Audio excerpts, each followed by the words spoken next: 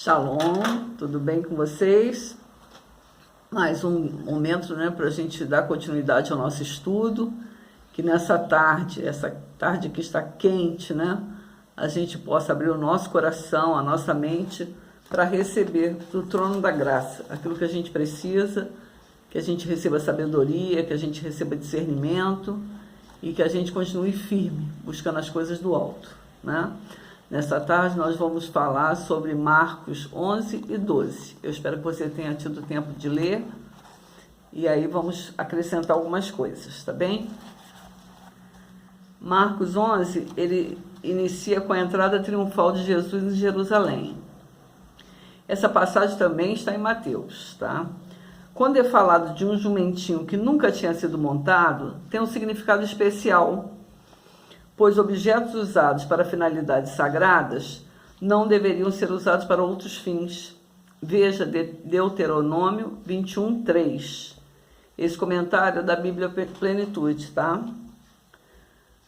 Quando fala de estender ramos e vestes pelo caminho, era a maneira que os súditos recebiam os reis. Então, estão reconhecendo Jesus como Messias, quando eles têm essa atitude. Quando gritam Hosana, que significa salve-nos, por favor, eles reconheciam que Jesus era o Messias e que ia libertá-los do jugo de Roma. Mas Jesus não veio para isso, Jesus veio para nos libertar de outras coisas. Quando gritam bendito que vem em nome do Senhor, ou seja, quem é que tem autoridade e poder? Toda essa passagem é uma citação do Salmo 118, que a gente já tem falado nele, que é um salmo totalmente messiânico, você não pode deixar de ler. Isto é, o que fala do Messias, que fala de Jesus. Esse salmo messiânico é um dos mais messiânicos, esse salmo. A figueira seca também está em Mateus. Uma figueira tinha que ter folhas para ser vista à distância. Carrega em si a promessa de frutos. Mas os primeiros frutos aparecem antes que as folhas da primavera despontem nos ramos, geralmente antes da Páscoa. E esse período dessa passagem aqui era o período pascual. Ela estava fazendo uma propaganda enganosa, Ela tinha folhas e não tinha frutos. Jesus espera que o povo de Deus apresente o fruto da justiça e que os ramos improdutivos sejam lançados no fogo. Essa passagem está em Mateus 7, do 16 ao 20, você pode confirmar lá. Nessa passagem, Jesus espera que o seu povo dê fruto, senão vai secar e serão lançados no fogo. Veja também João 15, 16, que fala dos frutos. O ponto alto dessa passagem é a fé em Deus, que já está mais no final dessa entrada triunfal, que torna possível todas as coisas. Mas tudo vem de Deus e a fé, ela deve ser selada pela palavra declarada.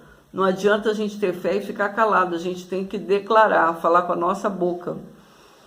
Então, para conquistar, tem que ter fé em Deus. Jesus está ensinando isso lá, você volta lá e leia para você ver. Ter fé em Deus, declarar, falar ao monte o problema, declarar o problema. Dar destino, declarar para que você está precisando, o que você está precisando que aconteça. Não duvidar, é crer, e crer, e crer, e crer. Ele declara que tudo que pedirmos orando, não é só pedir orando, quer dizer, pedir ligado ao Senhor, Crendo, vamos receber.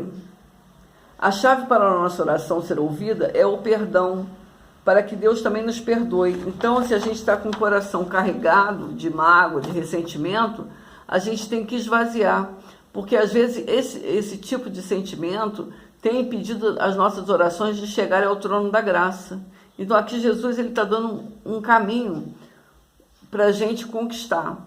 Então vou repetir, a gente tem que ter fé em Deus, a gente tem que declarar com a nossa boca, aquilo que o problema, declarar ao monte para que a gente transponha ao monte, dar destino, declarar o que a gente quer que aconteça, não duvidar e crer.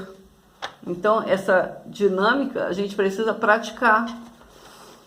E se tiver alguém nos prendendo, a gente tem que liberar perdão, pedir perdão, porque a falta de perdão, ela impede que as nossas orações cheguem ao trono. Então a gente tem que exercitar isso. Interrogação acerca do batismo de João. As autoridades judaicas continuavam perseguindo para acharem qualquer deslize em relação à lei. Eles queriam saber com que autoridade rabínica Jesus fazia o que fazia.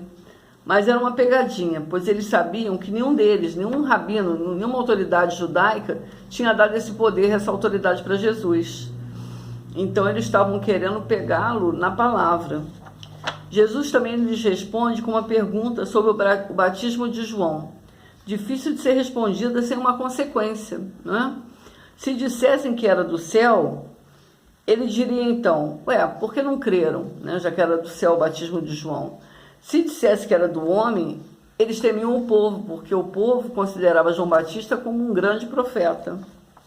Com isso, eles se retiram, provavelmente para preparar um outro ataque para Jesus, porque a gente percebe todo esse desenrolar do final da caminhada de Jesus, tem sempre os escribas, os saduceus, sempre as autoridades judaicas perseguindo Jesus, tentando pegar alguma coisa nele que o condenasse. Então a gente vai ver isso até o finalzinho, tá bem? E assim a gente encerra o 11, daqui a pouco a gente volta com o 12, tá bem?